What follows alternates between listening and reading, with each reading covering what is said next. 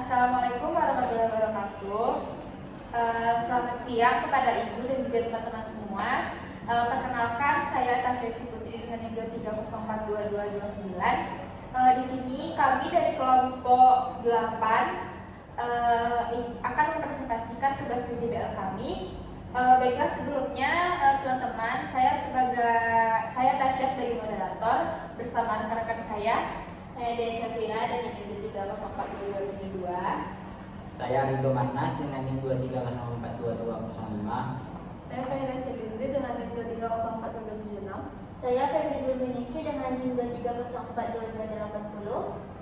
Baik, di sini kami dari kelompok 8 akan mempresentasikan tugas PJBL kami, yaitu mengenai kebijakan PPN 12%, kebijakan kenaikan PPN 12%. Baiklah, sebelumnya mengenai kebijakan PPN 12% ini, kebijakan ini sesuai dengan yaitu melalui Undang-Undang Nomor 7 Tahun 2021 tentang harmonisasi peraturan perpajakan. Pemerintah telah menambah tarif pajak sebesar 1%, yaitu menjadi 12%, yang mana sebelumnya itu penambahan tarif pajak itu adalah 11%. Nah, pertambahan ini dimulai pada 1 Januari pada tanggal 1 Januari 2025 dengan tujuan untuk mengoptimalkan penerimaan negara serta juga mendukung pemulihan ekonomi serta pembangunan. Nah, baiklah, di sini kami punya beberapa materi, yaitu mengenai definisi PPN, barang yang dikenai PPN, dampak negatif dan positif, lalu juga ada penyebab kenaikan PPN 12% dan juga solusi dari dampak kenaikan PPN ini. Baiklah, materi pertama akan disampaikan oleh rekan saya, yaitu Rido. Pada Rido, dipersilakan. Baik, terima kasih moderator. Saya akan membacakan materi tentang definisi PPN. Jadi teman-teman, apa itu PPN? PPN adalah pajak yang dipungut atas transaksi penjualan ataupun pembelian suatu barang atau jasa di suatu daerah, yang berarti PPN dipungut saat melakukan transaksi atau pembelian. Lanjut, yaitu barang yang dikenai PPN 12%. Yang pertama yaitu kelompok perumahan mewah, yang terdiri dari rumah tinggal, flat, kondominium, terus dan pilihan perumahan kelas atas lainnya dengan harga jual 30 miliar lebih. Yang kedua yaitu pesawat terbang, termasuk balon udara yang dapat dikemudikan senjata dan senjata api, jet pribadi dan helikopter. Dan yang ketiga yaitu kapal pesiar wisata dan kapal pesiar mewah, termasuk kapal yang digunakan untuk angkutan umum. Dan yang terakhir yaitu kendaraan bermotor yang juga dikenakan PPN BM. Baik, sekian materi dari saya kembalikan kepada moderator.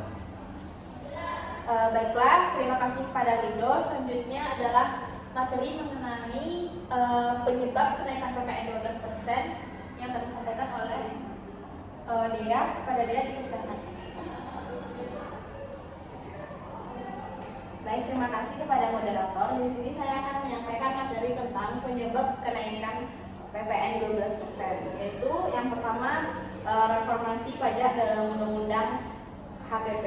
Kenaikan ini merupakan amanat dari Undang-Undang Harmonisasi Peraturan Perpajakan yang disahkan pada 2021 dan yang tujuannya adalah untuk meningkatkan tax ratio dan memperkuat fiskal negara.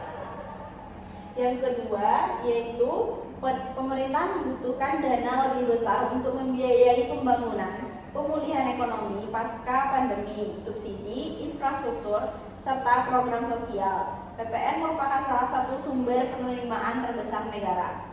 Dan yang terakhir atau ketiga yaitu karena pemerintah berusaha untuk memperluas basis pajak dan mengurangi ketergantungan pada pajak penghasilan atau PPH dengan mengoptimalkan pajak konsumsi seperti PPN. Sekian materi dari saya kembalikan kepada moderator. Baik, terima kasih kepada Dea. Selanjutnya adalah materi mengenai dampak dari kenaikan PPN 12% ini, yaitu kami di sini menemukan bahwa ada dampak positif dan juga dampak negatif. Baiklah, dampak positif akan disampaikan oleh Feby. Kepada Feby, dipersilakan. Baiklah, terima kasih kepada moderator. Dampak kenaikan PPN, yaitunya dampak positif. Yaitunya kenaikan PPN dapat menghasilkan pendapat pajak yang lebih besar dan digunakan untuk berbagai program pembangunan dan pembangunan layanan kesehatan.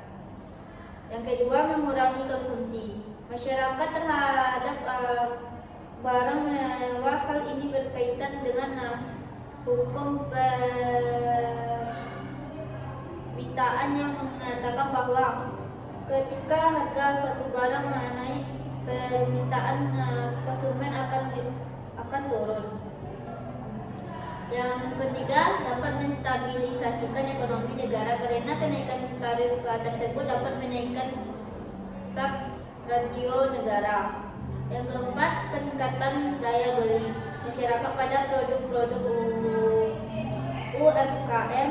Barang masyarakat mencapai alternatif harga yang lebih murah. Baiklah, saya kembalikan kepada moderator.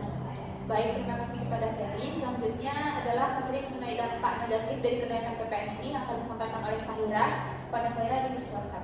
Baiklah, saya ucapkan terima kasih kepada moderator. Di sini saya akan menjelaskan mengenai dampak kenaikan PPN yang mana yaitu dampak negatif.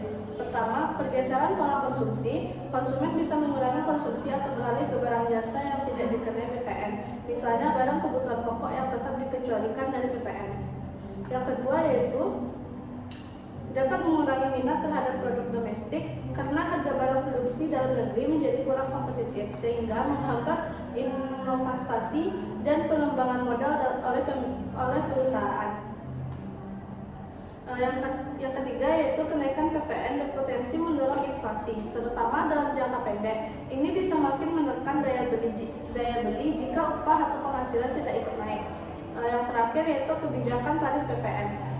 Kebijakan tarif PPN sebesar 12% dapat mengakibatkan jumlah penduduk miskin jadi meningkat di negara ini. Tercatat bertambah sebanyak 267.279 orang. Baiklah, sekian dari saya kembalikan kepada moderator. Baiklah, terima kasih kepada Fahira.